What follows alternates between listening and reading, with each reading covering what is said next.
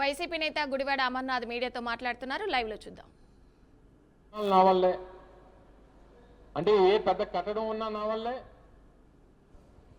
ఏ కొత్త టెక్నాలజీ వచ్చినా నా వల్లే, కంప్యూటర్ నాదే, సెల్ ఫోన్ నాదే, ఏది రాష్ట్రంలో దేశంలో ప్రపంచంలో ఏ కొత్త ఇన్వెన్షన్ వచ్చినా దాంట్లో దానికి కారకుడు నేనే అనేటువంటి మాట చెప్పుకునేటువంటి దానికి చంద్రబాబు నాయుడు గారు అసలు వెనకడిగే వేయరు. అది గొప్పతనం వారిలో. ఇది 2017లో వారి పత్రికల్లో వచ్చినటువంటి వారి గెజెట్ పత్రిక ఈనాడులో వచ్చినటువంటి ఒక ఆర్టికల్. కేంద్రంపై కసితో కడప ఉక్కు అప్పుడు ఒకసారి శంకుస్థాపన చేశారు. అప్పటికి భూమి లేదు, నిర్మాణానికి ఫైనాన్షియల్ క్లోజర్ లేదు, పర్మిషన్స్ లేవు. అప్పటి వరకు అప్పటికి ఆయన దగ్గర ఉన్నది ఏంటంటే ఆయన శిలాఫలకం కట్టడానికి కావాల్సినటువంటి ఒక మేస్త్రి, దానికి కావాల్సినటువంటి ఇటుకలు, సిమెంటు, ఈ శిలాఫలకం తప్పితే చంద్రబాబు నాయుడు గారి దగ్గర ఆ రోజుకి ఏదీ లేదు, భూమి కూడా లేదు.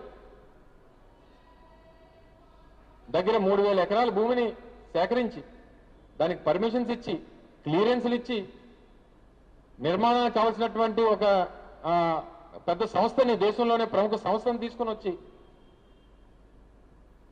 ఇవన్నీ చేసి కొనసాగాల్సినటువంటిది. అంటే దాన్ని ఎక్కడ కొనసాగిస్తే జగన్మోహన్ రెడ్డి గారికి పేరు వస్తుంది. ఓ 2 సంవత్సరాలు దాన్ని పూర్తిగా నీరుగా చేస్తే మనమే కొత్తగా ఏదో చేస్తున్నట్టుగా దాన్ని చూపించవచ్చు. తద్వారా రాజకీయంగా మనకి అడ్వాంటేజ్ ఉంటుంది అనేటువంటి ప్రయత్నంలో భాగంగానే ఈరోజు కడప స్టీల్ ప్లాంట్కి మరొకసారి శంకుస్థాపన. చంద్రబాబు నాయుడు గారికి అదే సినిమాలో చెప్పినట్టు చెల్లికి జరగాలి పెళ్లి మళ్ళీ మళ్ళీ. అంటే ఒక శంకుస్థాపనే మళ్ళీ మళ్ళీ చేస్తూనే ఉంటాడు, పని జరగదు. శంకుస్థాపనలో మాత్రం దిట్ట. బహుశా వారు వేసినటువంటి శిలాఫలకాలు ఈ రాష్ట్రంలో ఏ నాయకుడు వేసున్నాడు, పని మాత్రం శూన్యం. మళ్ళీ ఈరోజు కూడా బహుశా నాకు తెలిసి మరో అరగంట గంటలో వారు శంకుస్థాపన చేస్తారు. ఆ వేదిక మీద ఎక్కి మళ్ళీ మమ్మల్ని తిడతారు, మా నాయకుడిని తిడతారు, గొడ్ల పార్టీ అంటారు, సైకో అంటారు, మరొకటి అంటారు, మరొకటి. ఏ వేదిక దొరికినా గూగుల్ అవనివ్వండి, జిందాల్ అవనివ్వండి, రెన్యూ పవర్ అవనివ్వండి, ఏ ఇంటర్నేషనల్ వేదికలు అంటే దేశ స్థాయిలో ప్రపంచ స్థాయిలో గుర్తింపుకు చెందినటువంటి సంస్థల్లో సంబంధించినటువంటి వేదికల మీద కూడా మీకు జగన్ నామస్మరణే, జగన్మోహన్ రెడ్డి గారిని ఏదో రకంగా దూషించాలి, వైఎస్ఆర్ కాంగ్రెస్ పార్టీని దూషించాలి. నిన్న నెల్లూరులో వారి సభల్లో ఎక్కడో మాట్లాడుతూ మొన్న నేను మహిళా కమిషన్కి హాజరయ్యాను. ఆ రోజు నేను కూడా చాలా క్లియర్గా చెప్పడం జరిగింది.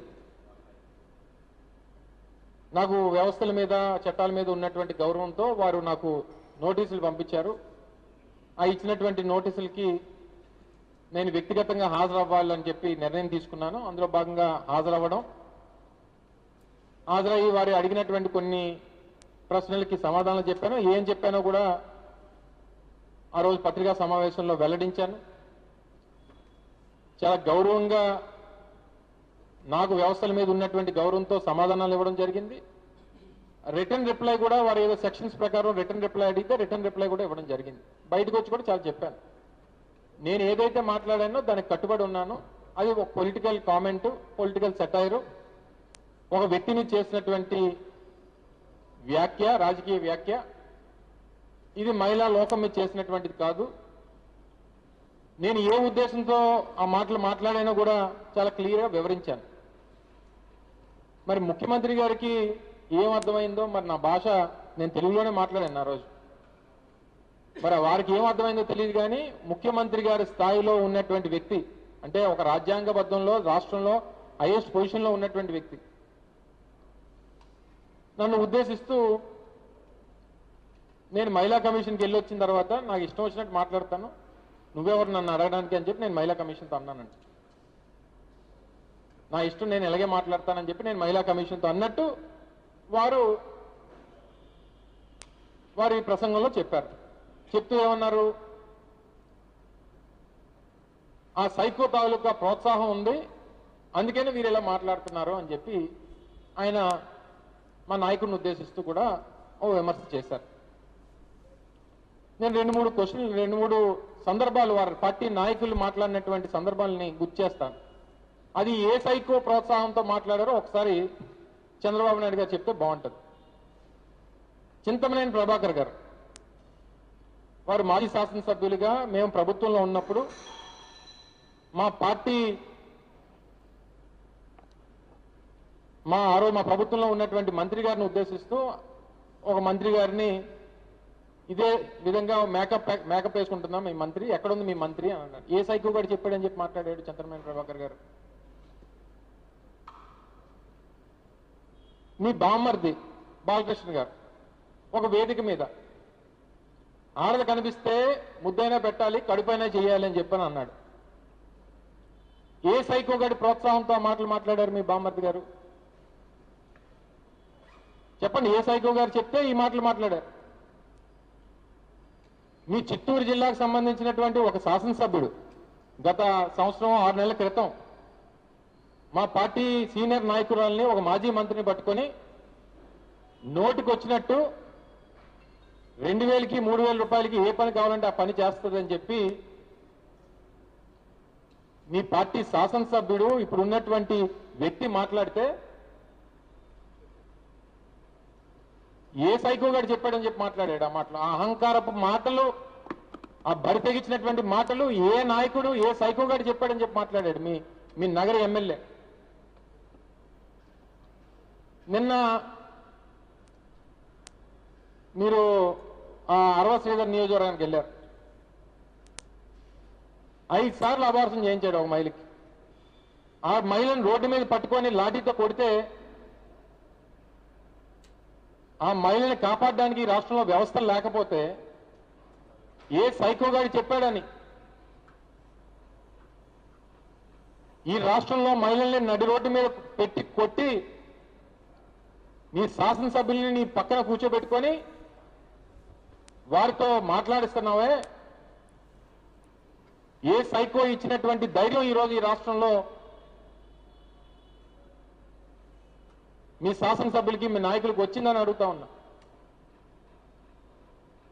ఒక నాయకుడేమో డైమండ్ రాణి అంటాడు, ఒక నాయకుడేమో ఇంకోటి అంటాడు, ఒక నాయకుడేమో మొన్న జిల్లా పరిషత్ చైర్మన్, మా జిల్లా పరిషత్ చైర్మన్ కృష్ణా జిల్లాకి రోడ్డు మీద వారు కారులో వారు వెళ్తుంటే నడి రోడ్డు మీద వారిని దాడి చేసి ఇష్టం వచ్చినటువంటి బూతులు తిడుతూ నోటికి వచ్చినటువంటి మాటలు మాట్లాడితే దాన్ని ప్రోత్సహించినటువంటి సైకో ఎవరని అడుగుతా ఉన్నా. పైపెచ్చి మళ్ళీ కులాన్ని తీసుకొచ్చేటువంటి కార్యక్రమం. హోంమంత్రి దళితురాలు, మాదిగ సామాజిక వర్గం, అసలు మీరు రాజ్యాంగబద్ధంలో పదవిలో ఉండి కులాల గురించి మాట్లాడకూడదు, కులాల ప్రస్తావన తీసుకురావని చెప్పి ప్రమాణం చేశారే, ఈరోజు మీ రాజకీయ అవసరాల కోసం దళితుల పట్ల మీకు ఉన్నటువంటి ఆలోచన ఏంటో కొత్తగా మేము చెప్పాల్సినటువంటి పని లేదు. ఎస్సీలుగా పుట్టాలని చెప్పి ఎవరైనా అనుకుంటారా అన్నటువంటి మాట మాట్లాడినటువంటి సైకో ఎవరో ఈ రాష్ట్రంలో ప్రజలందరికీ తెలుసు. మహిళ అని చెప్పని అంటున్నాం, కోడలు మగబిడ్డ కంటానంటే అత్త వద్దంటుందా అని చెప్పి ఆడపిల్లల తాలూకా పుట్టుక గురించి ఇంత నీచంగా మాట్లాడినటువంటి ఆ సైకో గురించి ఈ రాష్ట్రంలో ప్రజలందరికీ తెలుసు అనేటువంటి విషయాన్ని తెలియజేస్తా ఉన్నా. మీరు మాకు పేర్లు పెట్టాల్సినటువంటి పని లేదు, మాకు పాఠాలు నేర్పించాల్సిన